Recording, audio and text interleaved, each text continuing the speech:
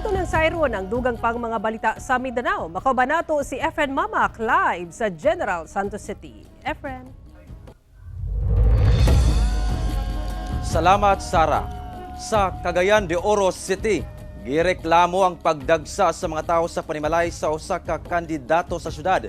Giingong pagpanghatag matud pa kini og kwarta. Mipaklaro sab ang kapulisan kay gi-question ang presensya sa kapulisan sa lugar atol sa hitabo. Aniya ang report. Sir, you have to do something about sa mga tao nga gasaka diri. 'Di ba? Garapalan manggod niyo. 9 o'clock daw ni nagsugod, sir. Kini ang mga sentimento sa video uploader nga si Attorney Paul Henyoso aton sa nitabong kalit nga pagdagsa sa gatusan ka mga tawo sa palibot sa panimalay sa usa ka kandidato sa 1st District sa Cagayan de Oro City.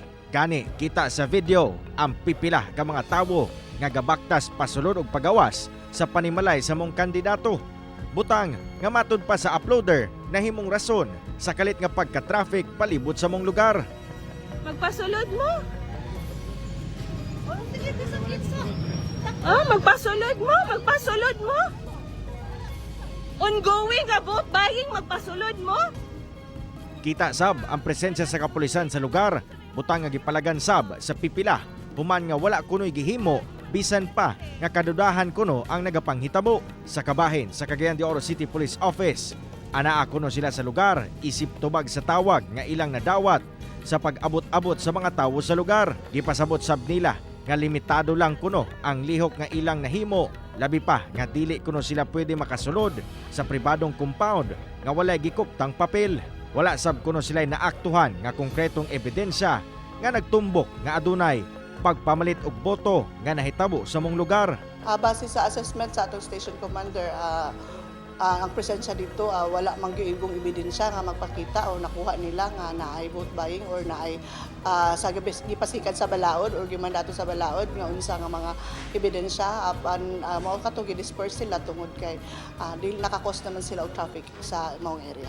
Hinoon ilang gibarugan nga andam sila magpatuman sa balaod basta lang adunay saktong mando nga maabot sa ilang buhatan nga gikan sa COMELEC. Kung naay mga mando sa COMELEC sa mga posible or mga posibleng aligasyon or posible nga buhat sa vote buying or vote selling, mismo ang PNP mo aksyon na base sa direktiba o base sa written mga mando sa atong hintungdan. Ginasulayan pa sa GMA Regional TV 1 Mindanao nga makuha ang pahayag sa kandidato sa 1st District sa syudad apan wala pa kini mitubag sa atong mga text og tawag. Samtang nagkalat sab sa social media ang daw mga kwarta nga gikan matud pa sa pipila ka mga kandidato sa Cagayan de Oro City. Sa mga photo nga gi-upload sa ka netizen, kita ang nagkadayang kantidad sa kwarta uban ang mga pangalan sa nagkadayang kandidato nga gipang staple sa kwarta. Base sa balaod, kalapasan sa Omnibus Election Code ang vote buying